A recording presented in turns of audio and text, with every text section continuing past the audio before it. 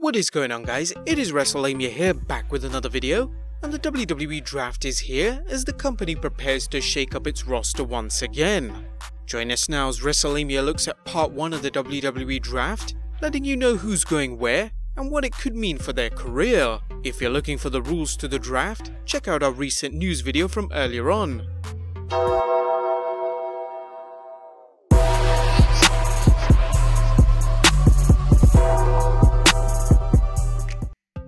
But let's waste no further time and get straight into the wrestlers that were drafted to Raw. The first draft saw Raw Women's Champion Becky Lynch.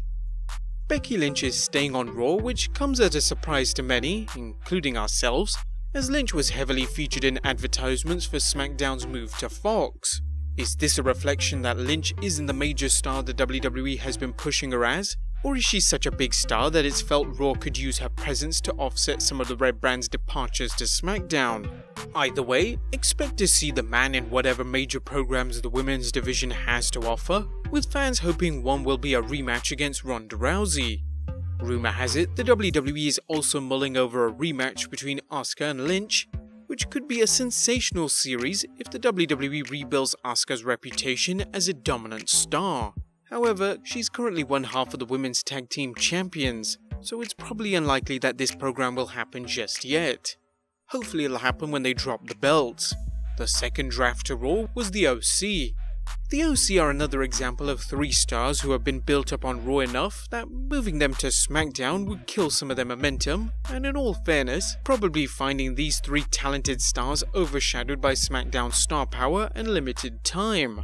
Carl Anderson and Luke Gallows have a lot to offer besides being AJ Styles' henchmen, and if the WWE is smart, they'll keep them in the OC but expand their role. As for AJ Styles, his dominant reign as United States Champion is the perfect role for him and a good way of rebuilding this secondary title. The next draft pick was Drew McIntyre. As the Scottish psychopath's absence due to surgery should be over soon, and McIntyre could benefit from the departure of top heels such as The Fiend. Who was next on the draft? Well, none other than the apex predator Randy Orton. Now we did call this one as Orton has accomplished everything he could on the blue brand, and his presence on Raw creates new matchups. Although the Viper has several years left in his career, the WWE should start using him to put over younger stars. One match we'd definitely love to see between the two is one that involves the next draft pick, which is Ricochet. Ricochet staying on Raw is somewhat surprising, as sadly he seems to have gone as far as he could after his brief run with the United States Championship. If Paul Heyman chooses to give him another push, his recent losses won't be remembered for long. However, if Ricochet fails to get a sustained push, the WWE could have another instance of a talented wrestler killed by poor booking. If Ricochet isn't used well on Raw, the WWE should consider moving him to NXT, just like they did with Finn Balor. But that should be only done in the most extreme of circumstances. He still has a lot to prove. Another big pick was Bobby Lashley, as Bobby Lashley could have easily gone to SmackDown, but like many people on the Raw roster, Lashley seems to have more opportunities to get over. Add in his recent storyline with Lana, and he could be a big part of the Red Brand.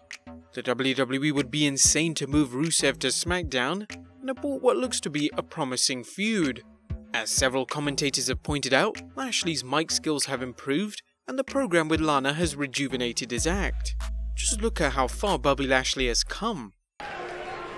Bring me my title. Now.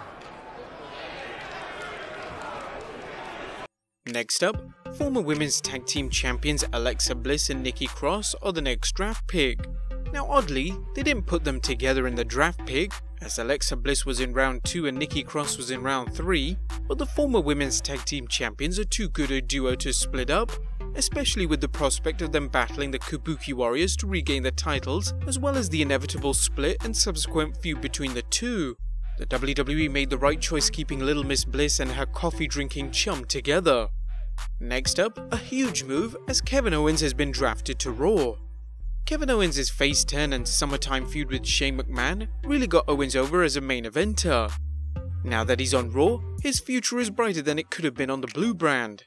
SmackDown may be the new A show, but Raw is the new land of opportunity, with 3 hours to work and Paul Heyman guiding the creative process. Also drafted was NATALYA, as NATALYA is the seasoned performer who adds something to wherever she works. While NATALYA will never be a permanent fixture in the main event, she is a utility performer who can make anyone look good and serve as a viable contender for any match. Also drafted to Raw was the Viking Raiders. On one hand, it could have been argued that the WWE has spent so much time promoting the Viking Raiders that it would be foolish to move them to SmackDown. The reality is that despite being on Raw for several months, Eric and Ivar have been doing a whole lot of nothing up until recently. Now that they're locked into Raw, we can only hope they'll get something more substantial to do, either continuing their program with the OC or winning the Raw Tag Team titles. And the last pick of Raw of Night 1 was the Street Profits. It looks like the WWE's resident backstage hype men are finally moving up to the main roster to compete in the ring. At least that's the impression you'd get from their draft announcement. While it's possible for the WWE to continue using Dawkins and Ford as Raw's Greek chorus, it would be a shame denying the fans a chance to see this talented team work in the ring.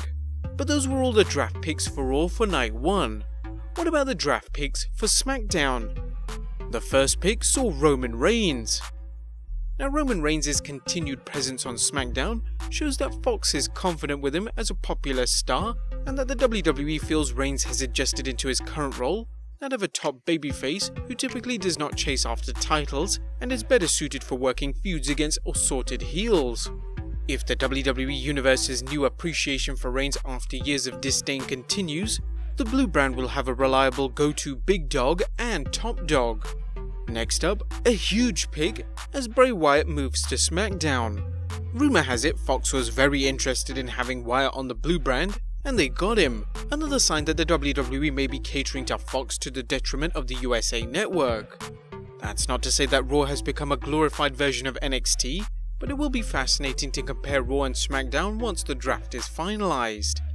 As for Wyatt's role on SmackDown, he's going to be a cornerstone of the blue brand, with the biggest question being who his next feud will be against. Again, another huge move, as Sasha Banks was the next draft pick. It looks like the boss has definitely finished with her feud against the man Becky Lynch, but there should be no shortage of good opponents for Banks to face on SmackDown, and she will provide a stronger heel presence than the company had with Bayley. However, in the light of Bayley regaining the SmackDown Women's Championship and Banks' current back injury, it may be some time before the boss can work in the ring. The next draft pick, Braun Strowman. With any luck, Strowman's move to SmackDown will position him into a bigger role than the Brawler of the Week who destroys opponents and never seems to go anywhere with his career.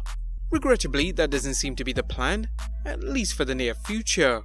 Strowman's upcoming match against boxing champion Tyson Fury is an example of how the monster among men is more a sideshow attraction than a featured player.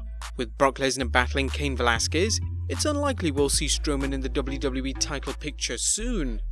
The next draft pick though is Lacey Evans. Reportedly, the WWE had wrestling's sassy Southern Belle feud with NATALYA in order to hone her in-ring skills, an area she certainly needs help in. Evans is charismatic and has a great character, but in-ring ability is also needed for a female superstar to reach the pinnacle of success. In Evans' case, she's on the fast track to success, and it shouldn't be long before she's a main player in the Blue Brand's women's division. Another pick for SmackDown was The Revival. Now this pick was a no-brainer, as The Revival are a strong tag team and have quickly become entrenched on SmackDown. Not to mention them being the SmackDown Tag Team Champions. Once the various teams settle into place on Raw and SmackDown, we'll have a better picture of which teams the Revival should be facing. The next draft pick though was the Lucha House Party of Kalisto, Gran Metalik and Lince Dorado. This selection was something of a surprise, as the Lucha House Party haven't been doing anything on Raw other than putting talent over, and typically not in a memorable way. Whether the WWE sees a change of scenery as helpful for this talented but misused trio, or Fox has a plan for them, they're on SmackDown, and like any individual or team that's moved, they have a fresh start. What's almost as interesting as the draft is a list of undrafted superstars who now become free agents, eligible to sign wherever they want. Here are the free agents from SmackDown: Cesaro, Humberto Carrillo, Akira Tozawa, Sin Cara, Eric Young, EC3, Chad Gable, Heath Slater, Drew Gulak, the B-Team, and Tamina. But there you have it guys, the results for SmackDown's portion of the WWE Draft. What did you think of these moves? Be sure to leave your comments down below, subscribe if you haven't already, follow us on Instagram and Twitter, and I'll see you next time with some more wrestling content.